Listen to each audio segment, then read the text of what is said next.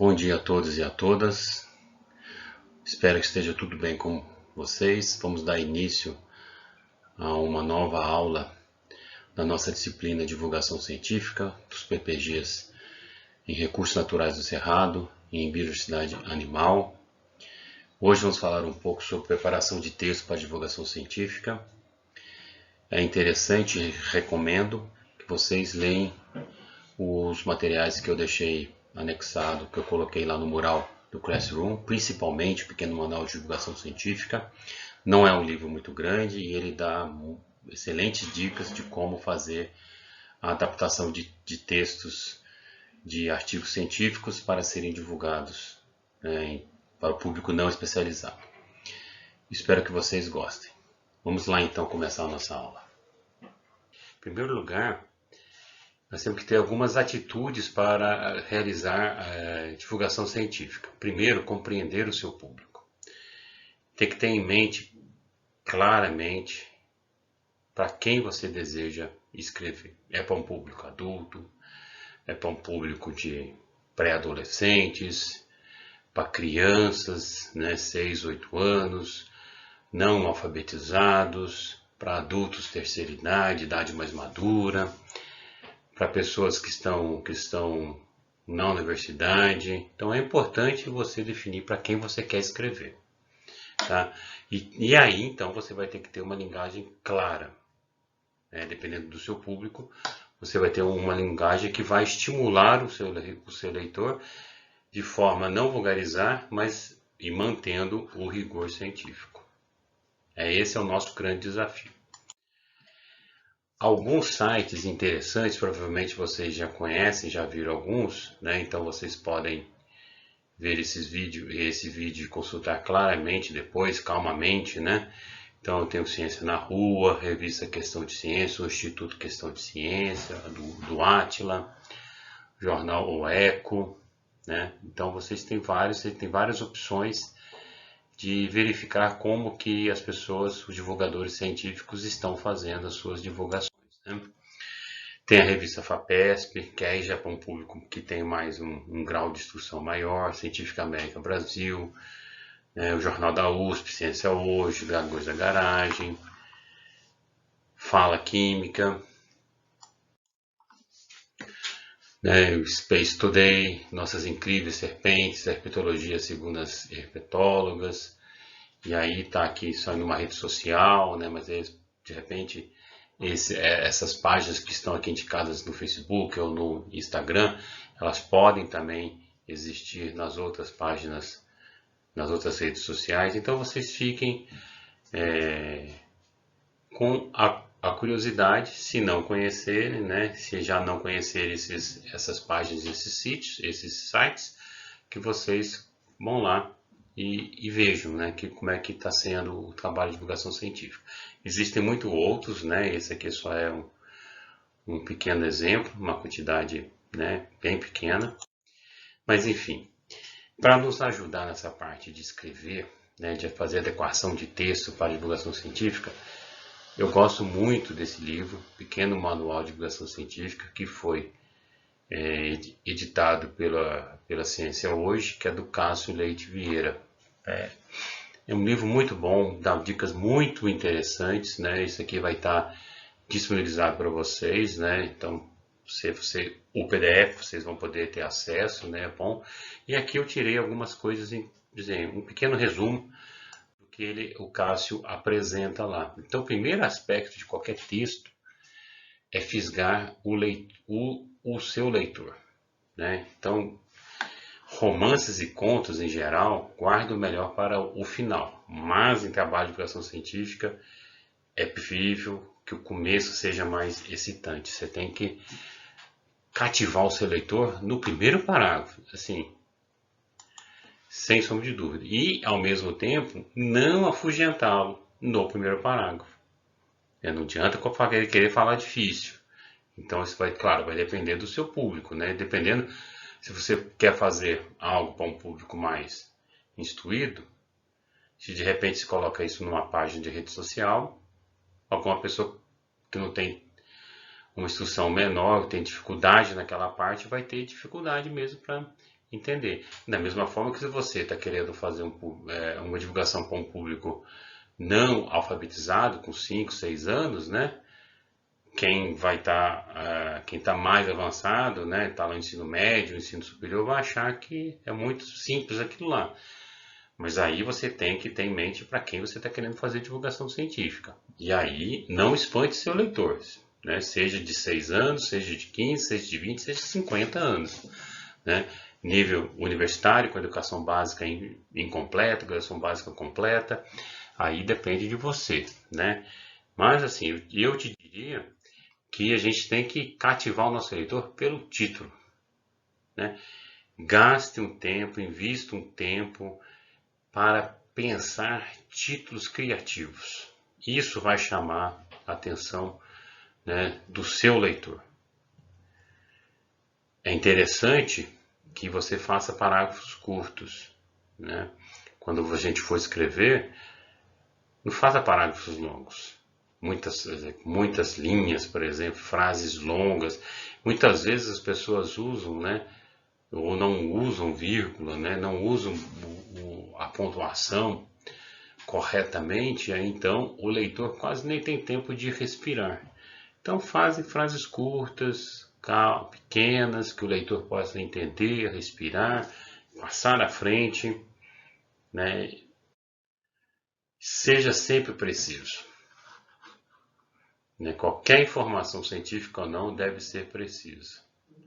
É interessante isso, e aí é um exercício que muitas vezes você quer, nós queremos, né, simplificar demais, fica na dúvida. Será que a gente está simplificando e está esquecendo algo?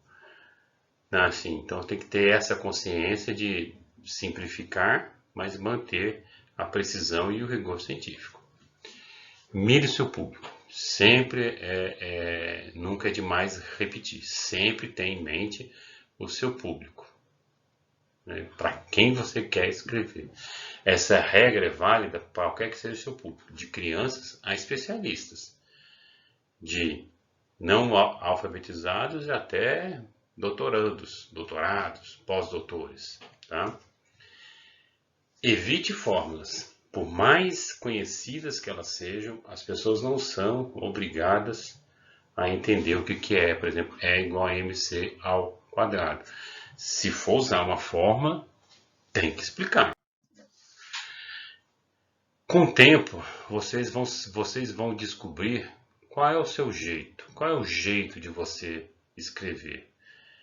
Tem pessoas que conseguem escrever para crianças, tem pessoas que não conseguem escrever para crianças. Tem pessoas que conseguem pôr um certo grau de humor, uma quantidade de humor, né, fazendo algumas analogias aí com uma parte humorística, mas aí vai depender de você, né? Se você consegue fazer isso, se você não conseguir, né, como eu não consigo muitas vezes, é só seguir essas dicas que o Cássio faz, que o Cássio está nos dizendo no seu pequeno manual de divulgação científica.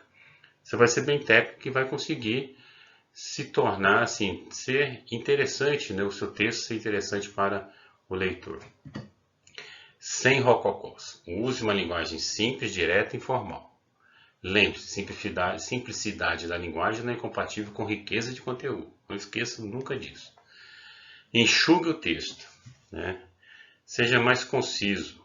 Né? Compare. É expressamente proibido fumar nessa sala. Com não fume. É a mesma coisa, só que você foi mais conciso. Muitas vezes foi bastante conciso, foi bastante simples, né? Assim, simplificou. E a mensagem foi a mesma. Né? Então é interessante você reduzir, porque aí você vai ter frases menores que você vai conseguir passar a sua mensagem de forma mais direta para o seu leitor. Evite jargões. Eles tornam o texto pesado, mas se for preciso, explique-se entre parênteses ou num glossário ou num box. Tá? Que é essa parte aqui. Então, se for muito impossível, né, você tem que explicar. Né? Cloreto de sódio. O que é cloreto de sódio? É sal. Hidróxido de sódio. Soda cáustica, que está mais próximo da realidade de qualquer pessoa. Mitocôndria, né? Fábrica de energia da célula. Então você está dando uma explicação e que é interessante. O que não pode é usar um termo científico para explicar outro, né? Então olha só o exemplo aqui, o caso é físico, né? Férmions. O que são férmions? Partículas que obedecem à estatística de Fermi-Dirac. Não explicou nada, então continua na mesma. Tá? Box. Né? Então, box é aquela caixinha que você puxa assim uma linha e escreve. Né? Explica o que tal. Então, você pode fazer um glossário. Claro que a gente vai ver quando a gente for fazer textos para a rede social, para as redes sociais, isso não cabe, né? Então, assim, tem que ser mais explicações diretas. Isso aqui, se você for escrever um texto para um jornal, escrever um manual, escrever uma apostila, por exemplo, aí sim você pode usar essa parte.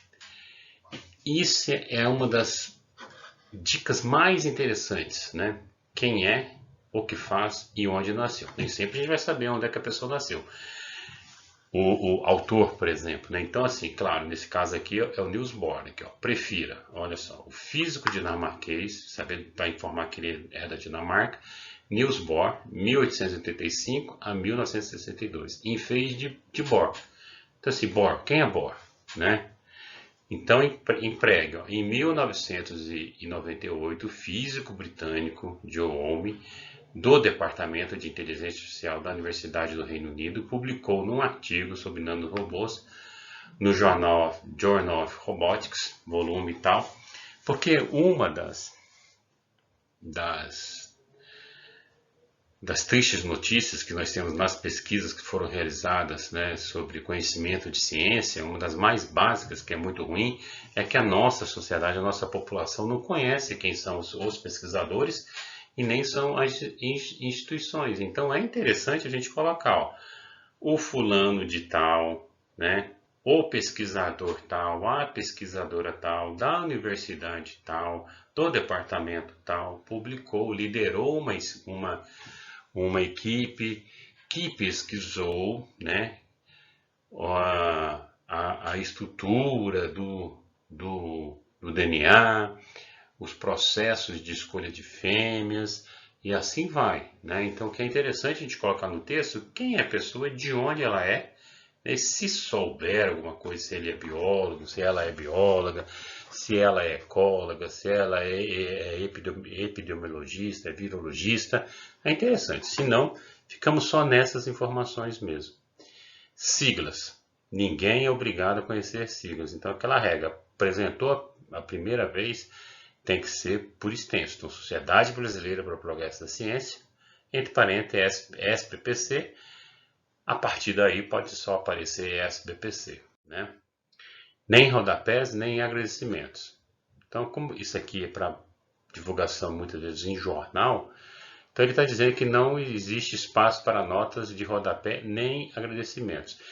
Mas o que é mais importante, né, nessa parte aqui, ó, evite citações bibliográficas, como Science 43, isso não quer dizer muita coisa para um leitor não especializado. Então, se você quer mesmo né, escrever isso, então faça assim, ó, caso seja necessário citar um artigo, use. Publicado na revista científica, pode pôr norte-americano, na revista científica Science, volume tal, número tal, 1992, página 53. Hoje em dia, se tiver o DOI, se tiver o site, onde é que você pode conseguir esse artigo, é interessante colocar. Né? Ponha sempre legendas, né, nas imagens, explique as tabelas, né? É interessante para não cometer erro. Lembre-se dos créditos. Se usou uma foto, use, veja se essa foto, essa imagem tem direito autoral. Muitas vezes é permitido você fazer divulgação desde que você cite a fonte, desde que você cite o autor, a autora. É interessante, então, você sempre citar de onde que você tirou aquela imagem, aquela fonte, aquele esquema, aquele desenho, se não for de uso público, né? E, se possível, sempre, se for possível, use um outro ponto de vista, né, para fazer o contraponto àquilo que você está apresentando. Então, aqui, veja só, São textos que foram adequados por alguns estudantes, né, que participaram da minha disciplina de divulgação científica. Então esse estudante adaptou esse texto aqui, esse artigo científico, tá? Eu vou colocar à disposição para vocês, que tem um vídeo também que fala sobre essa formiga Drácula, que ela atinge uma grande velocidade e as mandíbulas, né, a força da mordida é muito forte, né? A força pode até ser maior, muitas vezes cerca de 500 vezes o corpo do animal, o peso, né, do animal, né? Então, o que olha só que texto, né, que título, né? Superpoderes e ciência, quando o mundo real é ou tão mais fantástico que o cinema.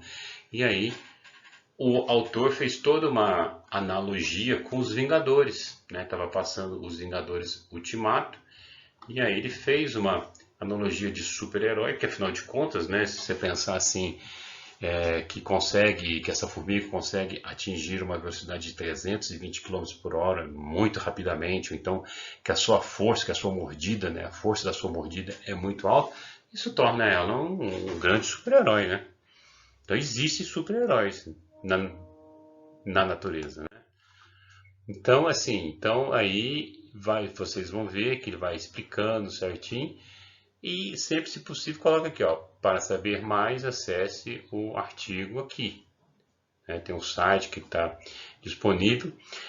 Ele não usou um box, né, mas colocou aqui, ó, pôs um númerozinho 1 lá, por exemplo, e explica o que é. Né? Também é uma outra forma de fazer. Então, isso aqui é possível de você divulgar isso nas redes sociais sem nenhum problema. Você dependendo da rede que, né, você vai colocar um texto e que você ainda pode fazer uma redução, mas veja só, nós temos o texto em português que está explicativo, o artigo em inglês, a foto, né, e o vídeo.